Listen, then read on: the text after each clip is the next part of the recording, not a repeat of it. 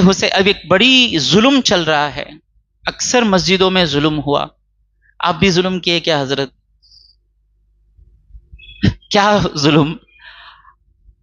محرم کے دوسرے جمعے میں عاشورے کے بارے میں بیان کرتے.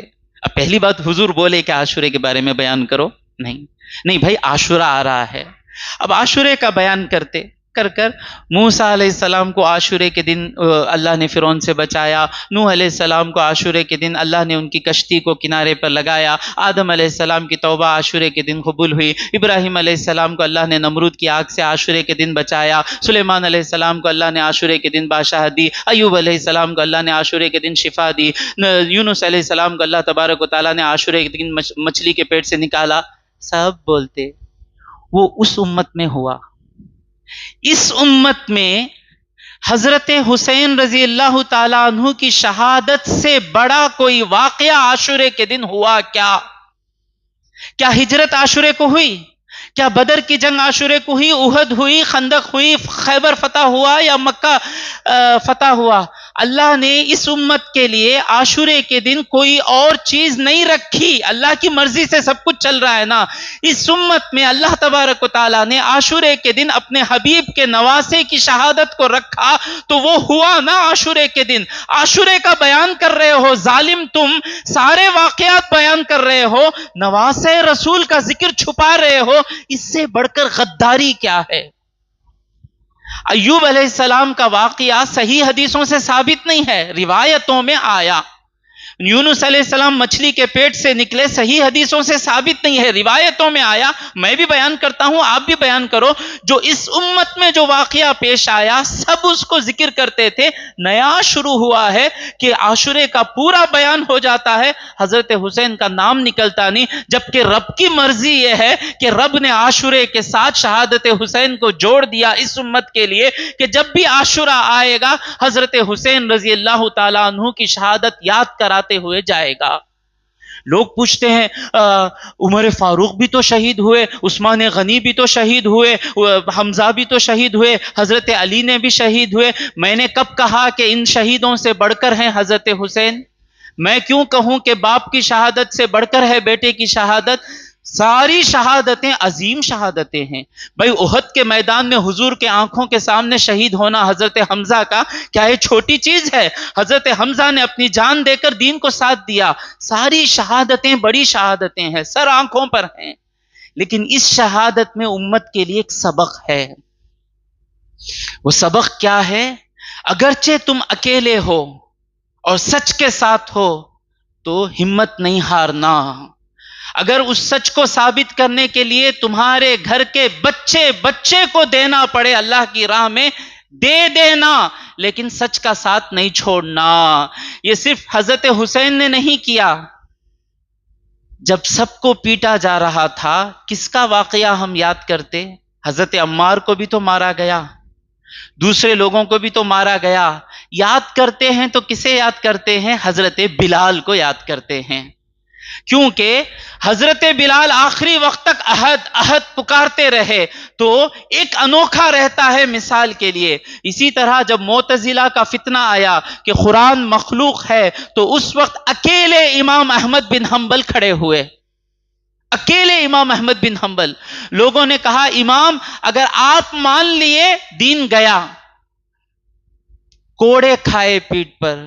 بھائی بہادروں کی باتیں بہادر کو سمجھ میں آتی ہے، بزدلوں کو کہاں سے سمجھ میں آئے گی؟ دنیا کے لیے جینے والوں کو حضرت حسین کی شہادت بالکل سمجھ میں نہیں آئے گی. وہ کہے گا اٹ از اے فولشنس. وہ کہے گا کہ he has committed the suicide. وہ کہے گا کہ نعوذ باللہ اور کرک پڑچچی. تیرا کرک پڑچچی کہنا بتا رہا ہے کہ تو دنیا کا کتا ہے، تو دنیا کے بغیر جی نہیں سکتا. ارے تھوڑا بہادری کا کلیجہ لے کر آ، تجھے سمجھ میں آئے گا کربلا کیا ہے. بہادروں کو سمجھ میں آتا ہے.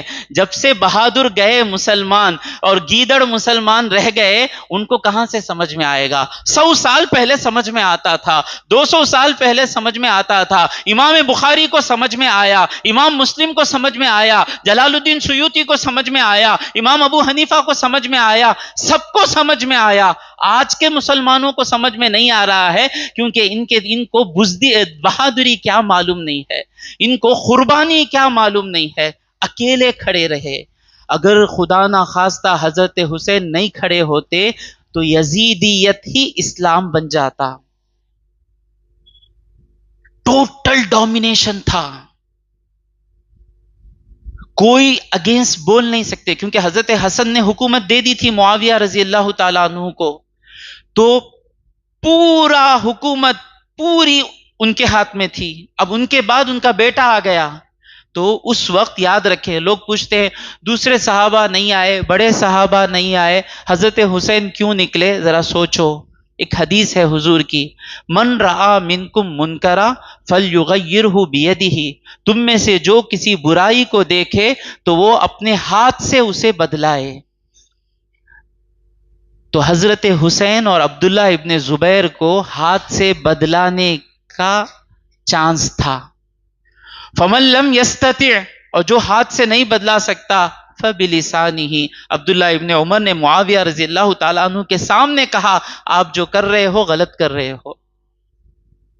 حضرت عبداللہ ابن عباس نے معاویہ رضی اللہ تعالیٰ عنہ سے کہا آپ غلط کر رہے ہیں، آپ کے بعد ہم کسے خلیفہ بنا لیں گے، آپ یہ کام نہ کریں۔ جو زبان سے کہہ سکتے تھے انہوں نے زبان سے کہا، اور دوسرے مسلمان فمن لم یستطع، جو زبان سے بھی نہیں کہہ سکتا ہے، فبقلبہ، وہ دلوں میں اسے برا جانے۔ تو حضرت حسین کو مکہ چلے گئے، یزید کے ہاتھ پر میں بیعت نہیں کروں گا۔ کوفے والے، کوفہ میں حضرت علی کا کیپٹل تھا، حضرت حسن کی جو فوج نکلی تھی اس میں کوفے والے زیادہ تھے، تو کوفے والوں نے خط لکھ کر کہا کہ ہم ابھی تک یزید کے ہاتھ پر بیعت نہیں کیے ہیں، آپ اگر آ جائیں تو ہم خلافت راشدہ کو ثابت کریں گے، باپ کے بعد بیٹا بننا جو شروع ہو رہا ہے اس کو ختم کریں گے، اور خلافت راشدہ یعنی جتنے بھی پانچوں خلیفے، حضرت ابو بکر جو آئے مسلمانوں نے انہیں بنایا، حضرت عمر جو آئے مسلمانوں نے انہیں چنا، حضرت عثمان غنی، حضرت علی، حضرت حسن مجتبی کو مسلمانوں نے چنا، معاویہ رضی اللہ تعالیٰ عنہ کو حسن رضی اللہ تعالیٰ عنہ نے جب سونپا سارے مسلمانوں نے ان کو مان لیا۔ تو اب مسلمان نہیں چن رہے ہیں، باپ بیٹے کو چن رہا ہے، اس چیز کو ختم کرنا ہے تو آپ آ جائیں۔ تو صحابہ نے ایک روایت مجھے لے کر آ کر بتائیے کہ عبداللہ ابن عمر نے، عبداللہ ابن عباس نے آ کر کہا ہو کہ حسین آپ جو کام کر رہے ہیں یہ غلط کام کر رہے ہیں۔ خدا کی قسم کسی صحابی نے نہیں کہا کہ آپ جو کر رہے ہیں وہ غلط کر رہے ہیں، سب نے یہ کہا کوفے والوں پر بھروسہ نہیں کر سکتے، جب ساتھ دینا ساتھ نہیں دیں گے، اس کے بعد 1400 سال سے سینہ ٹھوکیں گے، بس جب تجھے جان دینی تھی جان نہیں دیا، اب بلیڈ اٹھا کو مار لیتا، تب جانا تھا، تیرا دادا تب جانا تھا کربلا میں بچانے کے لیے، تیرا دادا تو حسین کے خلاف کھڑ گیا تھا، دھوکہ دیا، انہیں شہید کرنے میں ساتھ دیا، اب کیا بلیڈ سے مار رہا ہے؟ ہم تب بھی حسین کے ساتھ تھے، اب بھی حسین کے ساتھ ہیں رضی اللہ تعالی عنہما۔ صحیح طریقے کا ساتھ ہے، ڈھونگ کا ساتھ نہیں ہے، ناچ گانے کا ساتھ نہیں ہے، اچھلنے کودنے کا ساتھ نہیں ہے، یہاں زندہ ہوتا ہے نام، ایسی مجلسوں میں ان کا تذکرہ زندہ۔ اللہ کا لاکھ لاکھ شکریہ آج مجمع بھی زیادہ ہے، اللہ نے چاہا کہ آج نواز رسول کا ذکر مسجد اعظم میں ہو جائے۔ تو حضرت حسین آئے، کوفے والوں کے بارے میں حضرت عبداللہ ابن عمر نے کہا کوفے والے آپ کے باپ کو دھوکہ دیے، آپ کے ابا کو دھوکہ دیے، آپ کے بھائی کو دھوکہ دیے، آپ کو بھی دھوکہ دیں گے، نہ جائیں۔ حضرت حسین نے کہا دھوکہ دیں گے، دھوکہ دیے نہیں نا ابھی تک۔ قیامت کے دن وہ آ کر پوچھے کہ بلائے نہیں آئے تو کیا جواب دوں گا؟ دھوکہ دینے کے بعد جواب دے سکتے ہیں کہ دھوکہ دے دیے، دھوکہ دینے سے پہلے کیا جواب دیں گے؟ اور سب کچھ مقرر تھا، جب تقدیر میں جو بات لکھی جاتی ہے وہ ہو کر رہے گی، سب کو معلوم تھا۔ بی بی ام سلمہ 60 پر 1 ہجری عاشورے کا دن وہ بیٹھی ہیں مکے میں یا مدینے میں، حضرت حسین ہیں کربلا میں، کہاں گئے حسین، کیا ہو رہا ہے، کسی کو معلوم نہیں، اس وقت کوئی واٹس ایپ نہیں تھا، نیوز نہیں تھی، بیٹھی بیٹھی دوپہر کے وقت جو ہی حضرت حسین شہادت ہوئے مکے میں بیٹھ کے رو رہی تھی۔ ام سلمہ ام المومنین، صحیح سندوں کے ساتھ حدیثوں کی کتاب میں ہے۔ لوگوں نے پوچھا کیوں رو رہی ہیں؟ تو آپ نے شیشہ بتایا. شیشے میں ایک مٹی تھی جو لال ہو گئی تھی. بی بی ام سلمہ کہتی ہے میرا نواسا حسین شہید ہو گیا. حسین کیسے آپ کو معلوم؟ یہ جو شیشی ہے حضور اکرم صلی اللہ علیہ وسلم کمرے میں تھے, فرشتہ ان سے ملنے کے لیے آیا تھا. حضور نے کہا کسی کو اندر نہیں بھیجنا. تو حسین چھوٹے آئے, ضد کر رہے تھے حضور سے ملنے کے لیے, تو میں پریشان تھی. حضور کا حکم ہے نہیں بھیجنا, حضور ہی کا حکم ہے کہ حسین کا رونا میں نہیں سن سکتا, تو میں کیا کروں, میں چھوڑ دی. حسین گئے رضی اللہ تعالیٰ عنہ, حضور کے گود میں بیٹھے, حضور ان کو میاں کرنے لگے. تو فرشتہ پوچھتا ہے اتحب ھذا, کیا آپ ان سے محبت کرتے ہیں؟ حضور کہتے ہیں کہ میں ان سے محبت کرتا ہوں. آپ کی امت انہیں قتل کرے گی. حضور نے میری امت قتل کرے گی؟ ہاں قتل کرے گی. اگر آپ دیکھنا چاہیں اس مٹی کو جہاں یہ قتل ہوں گے میں آپ کو دوں گا. تو فرشتہ مٹی دیتا ہے. تو حضور وہ مٹی اس شیشے میں رکھ کر ام سلمہ رضی اللہ تعالیٰ عنہ کے پاس دے کر کہتے ہیں جب یہ مٹی لال ہو جائے سمجھ جانا حسین شہید ہو گئے. اور غور کریں, حضور بی بی عائشہ صدیقہ کو نہیں دیے, حضور بی بی حفصہ کو نہیں دیے, اس بیوی کو دیے جو اس وقت حیات کے ساتھ رہیں گی. دین کو سمجھیں, دین کو سمجھیں. حضرت حسین شہید ہو کر قیامت تک کے لیے, اسلام یزیدیت نہیں ہے.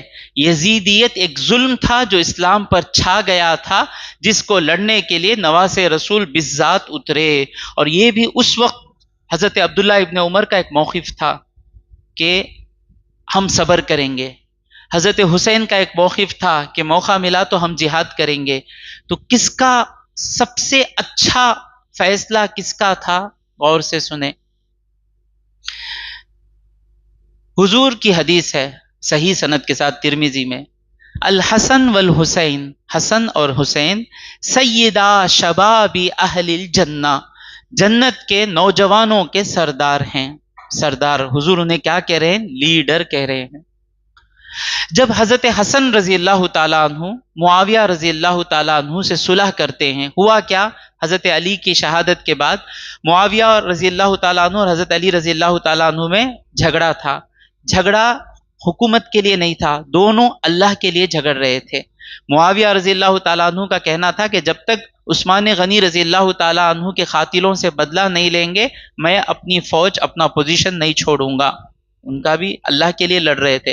حضرت علی کا کیا تھا؟ جب میں امیر ہوں سب کو میری بات سننی ہے, اور جو نہیں سنے گا میں طاقت سے اسے سنواؤں گا. دونوں قرآن کی آیتوں پر تھے, دونوں کی نیتیں پاک تھیں. فیصلہ حضرت علی کا صحیح تھا. یہ اہل السنہ والجماعت کا فیصلہ ہے. تو جب حضرت علی شہید ہو گئے, حضرت حسن جب خلیفہ لوگوں نے منتخب کیا, حضرت علی نے نہیں بنایا کہ میرے بعد میرا بیٹا بنے. لوگوں نے پوچھا کہ آپ کے بعد ہم حسن کے ہاتھ پر بیعت کریں؟ مجھے اس خلافت سے جتنی تکلیف ملی وہ کافی ہے. تم اگر اسے قابل سمجھتے ہو تو بناؤ, نہیں قابل سمجھتے ہو تو کسی اور کو بناؤ, میں جا رہا ہوں میرے اللہ کے پاس. حضرت حسن جب خلیفہ ہوئے 6 مہینے کے بعد جنگ ہونے کو تھی حضرت معاویہ اور حضرت حسن رضی اللہ تعالی عنہما کے درمیان. تو حضرت حسن دیکھتے ہیں کہ اگر جنگ ہوئی تو کئی ہزار مسلمان شہید ہو جائیں گے, میری خلافت کے لیے مجھے منظور نہیں کہ ایک مسلمان بھی شہید ہو. تو حضرت معاویہ رضی اللہ تعالی عنہ, جن کے قدموں پر میرے ماں باپ قربان, معاویہ رضی اللہ تعالی عنہ کو بلا کر کہتے ہیں کہ معاویہ اگر خلافت تمہارا حق ہے تو میں تمہیں دیتا ہوں, اگر خلافت میرا حق ہے تو میرے نانا کی امت کی حفاظت کے لیے میں قربان کرتا ہوں. اسے کہتے ہیں مردانگی, اسے کہتے ہیں لیڈر. جب حضرت حسن نے فیصلہ لیا تو اس وقت ایک صحابی ابو بکرہ رضی اللہ تعالیٰ عنہ وہاں تھے. صحیح مسلم میں, صحیح بخاری اور صحیح مسلم کی حدیث ہے کہ آپ فرماتے ہیں اللہ اللہ, مجھے حضور کی وہ بات یاد آ گئی. حضور ممبر پر بیان کر رہے تھے, حسن دوڑتے ہوئے آئے, حضور ممبر سے اترے, حسن کو گود میں لے کر ممبر پر چڑھ گئے. کبھی ہم کو دیکھتے, کبھی حسن کو دیکھتے, کبھی ہم کو دیکھتے, کبھی حسن کو دیکھتے, اور حضور نے کہا ان ابنی ھذا سید، یہ میرا بیٹا سید ہے، لعل اللہ، اللہ سے مجھے امید ہے، ان یصلح بہ، اس کے ذریعے اللہ صلح کرائے، بین فئتین عظیمین من المسلمین، مسلمانوں کی دو بڑی جماعتوں کے ذریعے اللہ میرے اس بیٹے کے ذریعے صلح کرائے گا۔ حضور کی بات ثابت ہو گئی۔ تو اس کام کو حضور نے کیا کہا؟ سید، لیڈر۔ اور اسی زبان سے نکلی حسین بھی سید ہے، حسین بھی لیڈر ہے۔ تو جس طرح اس وقت حضرت حسن کا فیصلہ سب سے بہتر تھا، اسی طرح کربلا کے وقت کربلا میں اپنی جان دینا یہ فیصلہ ہی سب سے بہتر تھا۔ یہ فیصلہ حضرت عبداللہ ابن عمر رضی اللہ تعالیٰ عنہ کے فیصلے سے بہتر تھا۔ یہ فیصلہ حضرت عبداللہ ابن عباس رضی اللہ تعالیٰ عنہ کے فیصلے سے بہتر تھا۔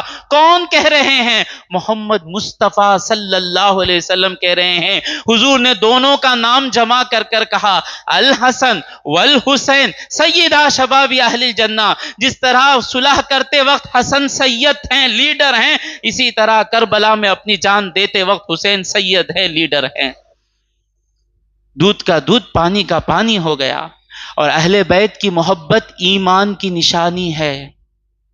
مسلم شریف کی حدیث ہے، حضور فرماتے ہیں، ترکت فیکم ثقلین، تمہارے درمیان دو بڑی چیزیں میں چھوڑ کر جا رہا ہوں، لن تضلوا ما ان تمسکتم بہما، جب تک تم ان دونوں کو پکڑے رہو گے گمراہ نہیں ہوگے۔ وہ دو چیزیں کیا ہیں؟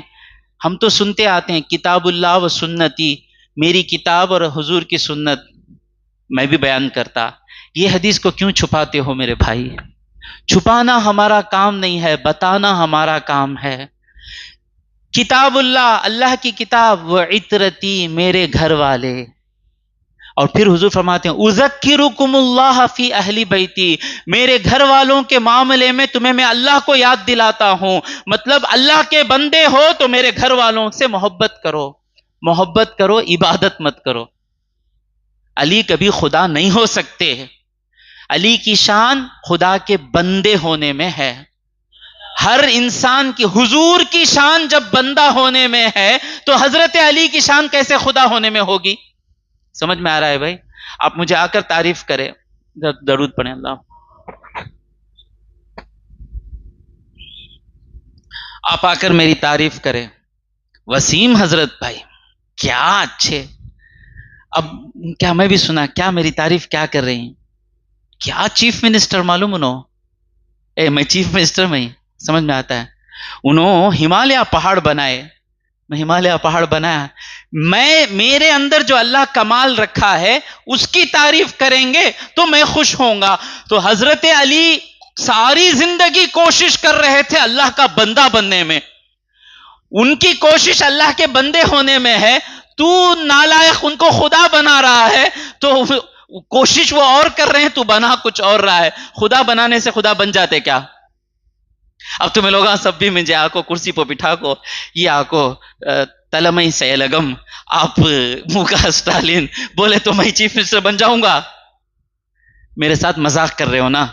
اسی طرح حضرت علی کو خدا بولنا ان کے ساتھ مذاق کرنا ہے۔ سمجھ میں آیا؟ حضرت علی کی شان کیا ہے؟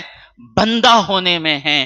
سجدہ کرتے وقت علی خدا نہیں ہوئے، سجدہ کرتے وقت حضرت علی بندہ ہیں۔ حضرت علی کے آقا محمد مصطفیٰ کی بھی شان بندہ ہونے میں ہے۔ وَأَشْهَدُ أَنَّ مُحَمَّدًا عَبْدُهُ وَرَسُولُهُ، پہلے وہ بندہ ہیں، وہی کامل بندے ہیں۔ ہماری بھی کامیابی کیا ہے؟ نماز پڑھنے میں ہے، سجدہ کرنے میں ہماری معراج ہے۔